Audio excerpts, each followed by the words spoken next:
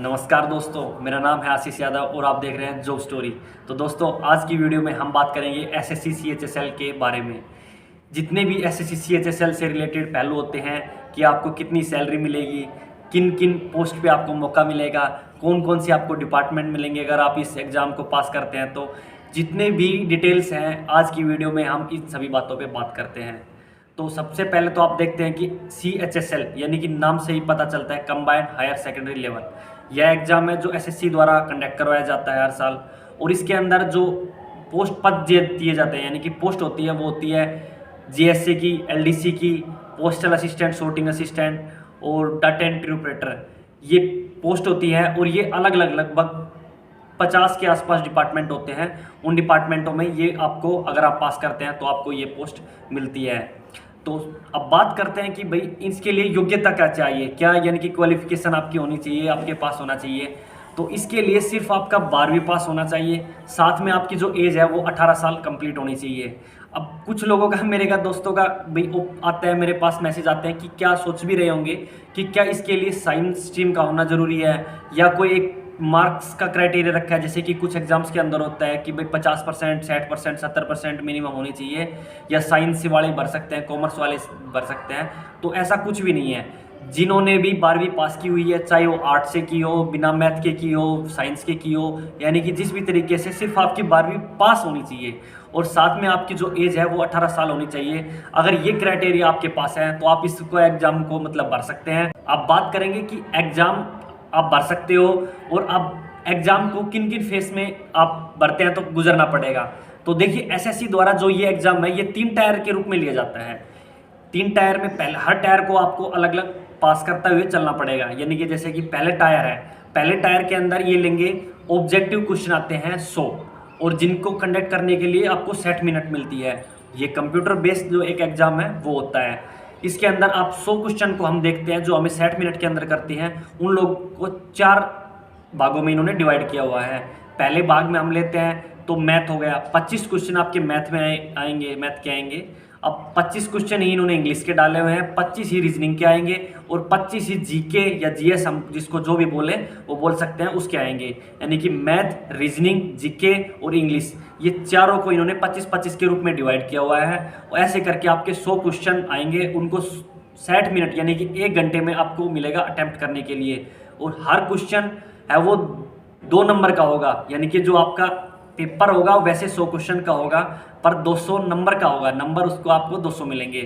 अब negative marking भी है इसके अंदर। कुछ लोगों का क्वेश्चन होता है कि नेगेटिव मार्किंग है नहीं है, तो दोस्त इसके अंदर 0.25 नेगेटिव मार्किंग है। यानी कि अगर आप 4 क्वेश्चन को गलत करते हैं तो आपका एक सही क्वेश्चन भी कट जाएगा। इस तरीके से नेगेटिव मार्किंग करते हुए पेपर की कट ऑफ लगाते हैं। एक बात और बता देता हूं मैं कि जो फिजिकल चैलेंज स्टूडेंट होते हैं, कैंडिडेट होते हैं, उनको 20 मिनट एक्स्ट्रा मिलती है। यानी कि उनको ये 100 क्वेश्चन करने के लिए 80 मिनट मिलती है। साथ में स्क्राइब यानी कि जो राइटर ले जा सकते हैं वो भी वहाँ पे अलाउड है। अब इन 4 पोर्शन हो गए और भाई 60 नंबर में आपने ये कंडक्ट कर लिया। उसके बाद इसकी लगती है आंसर की आती है, ऑनलाइन कंप्यूटर बेस्ड ये एग्जाम होता है। जैसे ही आंसर की आती है फिर उसके कुछ दिनों बाद आपका रिजल्ट आता है। ये रिजल्ट है वो नॉर्मलाइजेशन हो के आता है, क्योंकि अलग अलग शिफ्टों में लगभग काफ़ी 10-15 दिन चलता है ये एग्ज़ाम। तो काफ़ी जो पेपर का जो एक होता है लेवल होता है वो थोड़ा बहुत ऊपर नीचे होता रहता है। तो इस वजह से वो लोग आपको नॉर्मलाइजेशन करके इसका रिजल्ट निकालेंगे आपका। तो रिजल्ट निकल गया। और रिजल्ट में वो पास करते हैं ऑलमोस्ट 60,000 कैंडिडेट को, 50 से 60,000 कैंडिडेट को पास करते हैं टायर 2 के लिए। अब हम बात करते हैं कि आपने अगर टायर 1 पास कर लिया, आप टायर 2 के अंदर पहुंच चुके हैं, तो टायर 2 के अंदर क्या होगा। तो टायर 2 के अंदर एक डेस्क्रिप्टिव एग्जाम होता है जो होता है 100 नंबर का, और जिसके 2 पोर्शनों में इन्होंने बांटा हुआ है। एक पोर्शन होता है एसे राइटिंग का और दूसरा होता है लेटर राइटिंग का। यानी कि इसमें कोई भी ऑब्जेक्टिव का आपका नहीं है, आपको राइटिंग के अंदर सारा करना पड़ता है। तो आपको राइटिंग में लिखना पड़ेगा इसके अंदर ऐसे और लेटर दोनों को। उनके लिए आपको ऑप्शन भी मिल जाता है कि आपको ये नहीं आता तो ये कर दीजिए, ये नहीं आता तो ये कर दीजिए, यानी कि एक एक आपको ऑप्शन मिल जाता है। तो इस तरीके से आपको लेटर राइटिंग के लिए मिलेगा। अब लेटर और ऐसे राइटिंग आपको 2 लैंग्वेज में लिख सकते हो, 2 में से किसी एक लैंग्वेज में लिख सकते हो, वो आपको सेलेक्ट करनी पड़ेगी। चाहे आप पूरे पेपर को 100 नंबर के को हिंदी में लिखना चाहो, अगर आपकी हिंदी स्किल अच्छी है तो आप हिंदी लैंग्वेज में उसको लिख सकते हो। अगर आप इंग्लिश में उसको लेटर ऐसे को लिखना चाहो तो आप इंग्लिश के अंदर भी लिख सकते हो। वो 100 नंबर का होता है। उसमें इन्होंने एक क्राइटेरिया रखा है कि 33% लेना कैंडिडेट को अनिवार्य है। अगर आपके उसके अंदर 100 में से 33 नंबर नहीं मिलते हैं तो आप टायर 2 के अंदर फेल हो जाता है। ऐसा बेसिकली बहुत कम होता है और सिर्फ शायद मेरे ख्याल से उन्हीं कैंडिडेट के साथ होता है जो और एक्स्ट्रा मतलब अलग से मिस्टेक कर देते हैं कि उनको सही तरीके से नहीं लिखते या कुछ ऊपर नीचे जो उनके रूल के अकॉर्डिंग नहीं लिखते, वही फेल होते हैं। बाकी फेल होने के इसके अंदर चांसेस बहुत कम है। पर आपकी जो मेरिट लिस्ट बनती है टायर 3 के लिए, जिसके अंदर आपकी टाइपिंग होती है, वो टायर 1 के जो आपके नंबर होते हैं साथ में टायर 2 के नंबर होते हैं, उन दोनों नंबरों को कंबाइन करके फिर आपकी टायर 3 के लिए मेरिट लिस्ट लगती है। उसके अंदर ये कैंडिडेट को पास करते हैं टायर 3 के लिए, जिसके अंदर टाइपिंग होनी होती है। तो आप टाइपिंग के लिए जो कैंडिडेट पास होते हैं उनका डॉक्यूमेंट वेरिफिकेशन भी ये करवा लेते हैं।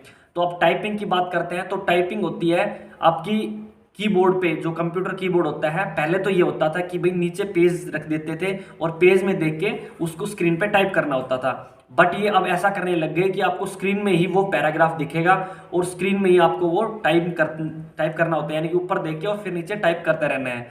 अच्छा, ये टाइपिंग है, ये भी 2 मतलब लैंग्वेज में आप कर सकते हैं। अगर आप इंग्लिश में करते हैं तो आपको 35 वर्ड पर मिनट की, और हिंदी में करते हैं तो 30 वर्ड पर मिनट की आपको करनी होती है।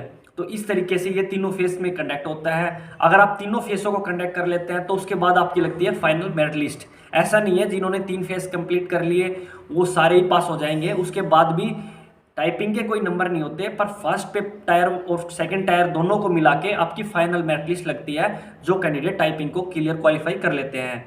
तो फिर जो कैंडिडेट को क्वालिफाई करते हैं उनकी भाई एक मेरिट लिस्ट लगती है और वो सिलेक्टेड कैंडिडेट हो जाते हैं, उनको जॉब मिल जाती है।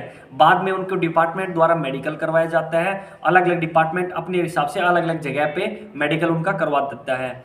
और शायद कुछ 1-2 डिपार्टमेंट के अंदर फिजिकल भी है, जैसे कि बीआरओ वगैरह हो गया, और उनका मेडिकल जो टेस्ट है वो थोड़ा सा ज़्यादा है, यानी कि डिफेंस के अंदर जाते हैं। कुछ परिस्थितियां होती है कि भाई बीआरओ वालों को जैसे कि भाई पहाड़ों में या रिमोट ऐसी एरियो पे भी काम करना होता है, तो उस हिसाब से उनका मेडिकल चेकअप करवाया जाता है।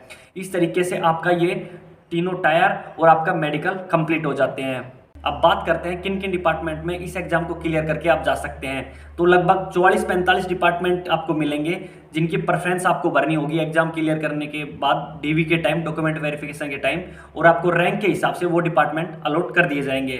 तो मैं डिपार्टमेंट के साथ में लिस्ट भी डाल रहा हूँ, आप इसमें देख सकते हैं कि किन किन डिपार्टमेंट में जा सकते हैं। बाकी एक बार मैं बता भी देता हूँ, कुछ डिपार्टमेंट जो मेन जैसे काफ़ी अच्छे हैं, जो कहते हैं ना कि भाई जिनका नाम है अलग से, जैसे कैंटीन का हो गया, आप कैंटीन डिपार्टमेंट में जा सकते हैं, सीबीआई में जा सकते हैं, एनआईए में जा सकते हैं, और आईबी में जा सकते हैं, आप मिनिस्ट्री ऑफ सिविल एविएशन में जा सकते हैं, वाइस प्रेसिडेंट सेक्रेटरीट में आप जा सकते हैं, कैग में जा सकते हैं, रजिस्टर जनरल ऑफ इंडिया में आपको ज्वाइनिंग मिल सकती है, AFHQ आर्म फोर्स हेडक्वार्टर जो होते हैं उसके अंदर आप जा सकते हैं, MEA विदेश मंत्रालय होता है उसके अंदर आप जा सकते हैं, यानी मिनिस्ट्री ऑफ कल्चर के अंदर, economics, ministry of housing and urban affairs, यानी कि जितने भी सेंट्रल गवर्नमेंट के अंदर बेहतरीन जो डिपार्टमेंट होते हैं वो ऑलमोस्ट सारे ही इसके अंदर आपके कवर हो जाते हैं। मैं लिस्ट डाल रहा हूँ, इसके अंदर आप देख सकते हैं किन किन डिपार्टमेंट में आप जा सकते हैं।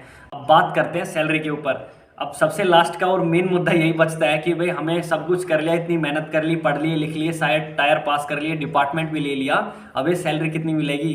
तो सैलरी को देखिए इन्होंने 3 तरीके से बांटा हुआ है, 3 ग्रेड पे के अंदर बांटा हुआ है। जो एक हो गया 1900 ग्रेड पे यानी कि लेवल 2, एक 2400 ग्रेड पे लेवल 4, और 2800 ग्रेड पे लेवल 5। लेवल 5 है जो 2800 ग्रेड पे है, ये पहले नहीं था, ये इन्होंने 2020 के नोटिफिकेशन में ही डाला है। तो अब आप 2800 ग्रेड पे के अंदर भी CHSL क्वालिफाई करके जा सकते हो। तो अब बात करते हैं कि भाई 1900 ग्रेड पे की, 1900 ग्रेड पे आपको कैसे मिलेगा। देखिए 1900 ग्रेड पे है वो आपको मिलेगा JSA और LDC। अगर आप जूनियर सेक्रेटरीट JSA जो होता है वो किसी भी डिपार्टमेंट में बनते हैं, या LDC लोअर डिवीजन क्लर्क किसी भी डिपार्टमेंट में बनते हैं, तो आपको 1900 ग्रेड पे मिलेगा। दूसरा होता है 2400 ग्रेड पे, ये अगर आप मिनिस्ट्री ऑफ जो कम्युनिकेशन के डिपार्टमेंट में जाते हैं, यानी कि PASA पोस्टल असिस्टेंट और सॉर्टिंग असिस्टेंट, जैसे जिनमें मैं भी हूँ सॉर्टिंग असिस्टेंट, अगर आप वो उस डिपार्टमेंट में जाते हैं तो आपको मिलेगा 2400 ग्रेड पे। साथ ही एक है कैग का, डिपार्टमेंट जो हमारे इंडिया का ऑडिट होता है, वो जितने भी गवर्नमेंट डिपार्टमेंट उनका करता है, तो कैग के डिपार्टमेंट में भी 2400 ग्रेड पे है। साथ ही इन्होंने कैग के डिपार्टमेंट में ही एक जो विंग है उसके अंदर इन्होंने 2800 ग्रेड पे भी दिया हुआ है, यानी कि कैग में ही आपको 2800 ग्रेड पे भी मिलेगा। तो इस तरीके से ये डिपार्टमेंट बटे हुए हैं। अब बात करते हैं कि भाई 1900 ग्रेड पे में होंगे तो हमारी सैलरी कितनी होगी, 2400 में होंगे तो कितनी होगी, और 2800 में होंगी तो कितनी होगी। तो देखिए ये इस पे तो डिपेंड करता है कि 1900, 2400 और 2800 ग्रेड पे। साथ ही ये डिपेंड इस बात पे भी करता है कि आपकी ड्यूटी कहाँ पे है। देखिए अगर आप गवर्नमेंट जॉब में लगेंगे तब आपको पता चलेगा कि जो हमारे गवर्नमेंट जॉब है, गवर्नमेंट है, उन्होंने 3 कैटेगरी में हमें बांटा हुआ है, एक्स सिटी, वाई सिटी और जेड सिटी। एक्स सिटी यानी कि जो मेट्रोपोलियन महानगर है बड़े, जैसे कि दिल्ली हो गया, मुंबई हो गया और बेंगलोर हो गया, इस तरीके से हो गया जो बड़े बड़े नगर हैं, वहाँ पे महंगाई ज़्यादा होती है, आप कमरा लोगे तो महंगे का मिलेगा, तो वहाँ पे आपका HRA वगैरह ज़्यादा मिलता है, तो उस तरीके से आपकी सैलरी ज़्यादा बन जाती है। फिर आता है वाई सिटी। वाई सिटी के अंदर भाई जैसे हो गया गुड़गांव हो गया, पुणे हो गया, काफ़ी जो बीच के मिडिल क्लास के है, जो काफ़ी मतलब मेट्रोपोलियन से थोड़े से कम है पर काफ़ी डेवलप है, उन एरियो को इन्होंने बांटा हुआ है वाई सिटी। और जेड सिटी में जो आते हैं वो आते हैं रिमोट ऐसे एरिया, जैसे हमारा गांव हो गया, कस्बा हो गया, कोई भी लोकल सिटी हो गई किसी भी शहर की नॉर्मल, तो उनको इन्होंने जेड सिटी में बांटा हुआ है। वहाँ पे आपको HRA यानी कि हाउस रेंट अलाउंस है वो और भी कम मिलता है। तो अब अगर आप 1900 ग्रेड पे हम एक्स सिटी की बात करते हैं, क्योंकि मोस्टली जो जॉब मिलती है SSC CHSL से वो आपको मिलेगी एक्स सिटी में, क्योंकि मिनिस्ट्री जितनी भी है वो सारी दिल्ली के अंदर है या बड़े शहरों के अंदर है, जितने भी डिपार्टमेंट है वो सारे ऑलमोस्ट बड़े शहरों में ही है। तो कुछ डिपार्टमेंट है जो रिमोट ऐसे एरियो में है जहाँ पे आपको वाई और जेड सिटी मिलती है। तो हम मेन लेके चलते हैं एक्स सिटी में, यानी कि बड़े नगरों में अगर आपको जो मिलती है तो आपकी सैलरी कितनी होगी। तो आज के दिन अगर हम हिसाब लगाते हैं तो 1900 ग्रेड पे यानी कि LDC और GSC अगर आप लगते हैं तो आपको जो सैलरी मिलेगी लगभग आपकी जो ग्रोस सैलरी होगी वो 35,000 के आसपास होगी। और अगर वहीं आप 2400 ग्रेड पे में लगते हैं एक्स सिटी के अंदर तो आपकी ग्रोस सैलरी जो होगी वो 42-43,000 के आसपास बैठेगी। वहीं अगर आप 2800 ग्रेड पे में यानी कि जिसकी बेसिक की 29 कुछ है 200 है उसमें लगते हैं, कैग के अंदर लगते हैं, तो आपकी जो ग्रोस सैलरी है वो लगभग 50 के आसपास बैठ जाएगी। तो इस तरीके से ये आपकी सैलरी बैठती है। स्टार्टिंग जो सैलरी मैंने आपको आज के टाइम में बताई है, समय के साथ ये सैलरी बढ़ती है। अब प्रमोशन की आप अगर पूछते हैं तो प्रमोशन हर डिपार्टमेंट पे डिपेंड करता है, आप किस डिपार्टमेंट में हैं, किस सर्कल में हैं, उस हिसाब से प्रमोशन होते हैं। अगर कुछ और भी इस वीडियो को लेकर आपके मन में शंकाएं हो तो आप हमें कमेंट कर सकते हैं, हमें जो टेलीग्राम का हमारा चैनल है उस पर जुड़ सकते हैं, आप हमें इंस्टाग्राम पे भी मैसेज करके पूछ सकते हैं। साथ ही अगर कोई मेरा दोस्त ऐसा है कि जो जॉब में है और अपना इंटरव्यू मेरे साथ करना चाहता है, मैं उसका इंटरव्यू करूं, तो वो हमें मैसेज कर सकता है। मैं जगह का और सारा एडजस्ट वो हम अपने आप कर लेंगे। आप अगर नॉलेज दे सकते हैं लोगों को, अपने भाइयों को बता सकते हैं कि अपने जॉब प्रोफाइल के बारे में, तो हम उसके लिए भी रेडी हैं, तो वो भी हमें मैसेज करें। तो इस वीडियो को देखने के लिए आप सभी का धन्यवाद। अगर आपकी कोई भी शंकाएं हो तो आप मैसेज करें और चैनल को सब्सक्राइब जरूर करें। बहुत से लोग मैंने देखा है कि भाई देख के चले जाते हैं, पूरी वीडियो सब्सक्राइब नहीं करते। दोस्त सब्सक्राइब भी करें, क्योंकि आप हमारे चैनल पर जाके देखेंगे जितनी भी वीडियो है वो सभी की सभी वीडियो हमें कोई ऐसे फालतू की नहीं बना रखी कि भाई सिर्फ व्यू लेने के लिए और वो लेने के लिए। आप एक बार देखिए, सबकी सब वीडियो आपकी जो एक्चुअल नॉलेज है उसके हिसाब से बनाई है। तो आप सब्सक्राइब करके जाइए प्लीज़, और आप सभी का वीडियो देखने के लिए धन्यवाद। जय हिंद।